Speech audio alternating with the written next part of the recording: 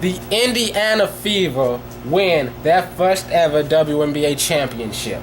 And they did it without Katie Douglas, who went down with an ankle injury in the final game of the Eastern Conference Championship. And I honestly figured that was kind of the killing note for them. But Tamika Catchings, she stepped up to the plate. She led them to victory. All the key role players, they stepped in. They filled the void well. Everybody participated. They played great defense. They hustled.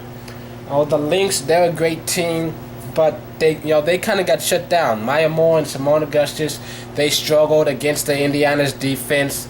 And Lindsay Whalen, she was playing hurt the whole time. She got in foul trouble in the last game. They just didn't seem like themselves going up against this team. And it was a very interesting season which saw so many different twists and turns. The Lynx looked dominating all season long, opening with a 10-game winning streak and then a second 10-game winning streak after the All-Star break.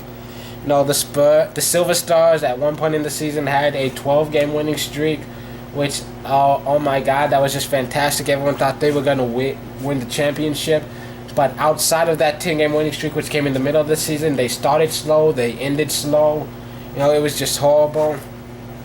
The Storm playing without Lauren Jackson, they started horribly, 1-7, came back to finish very strong. They went on a winning streak, and then they almost upset the Lynx. They were one missed shot away from being in the Western Conference Finals.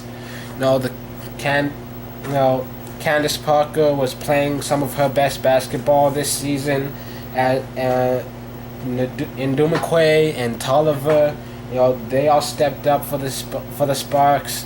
And they all played very well. Diana Taurasi missed the entire first half of the year, and it reflected in the record. And when she came back in the second half of the year, they started playing better.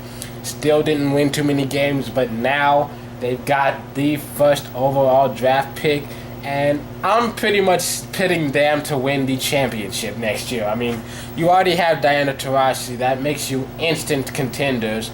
Sammy Perales, she did a great job as a rookie this year. Duana Bonner, one of the most underrated players in the league. If you don't know her name, shame on you. She's an extremely talented player, and now they're only going to add to all that talent that they have. I mean, this is going to be a dangerous team next year. And in the East, well, I'm a little surprised to see the Fever win it. I mean, Connecticut dominated all year long. They were the only team from the East that seemed scary enough, like they had the potential to dethrone the Western Conference. Whoever it ended up being, we all assumed it would be the Lynx.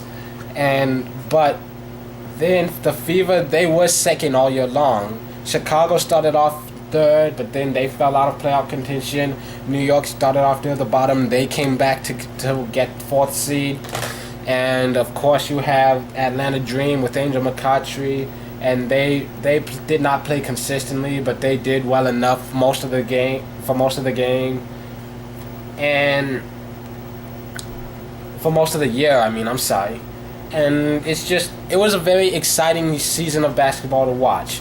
And congratulations to the Indiana Fever. Tamika Catchings is one of my favorite players. She definitely deserves this win. It's the first ever for the franchise, and it was an amazing run. They played an amazing series, great basketball, and I wish that more people could appreciate it.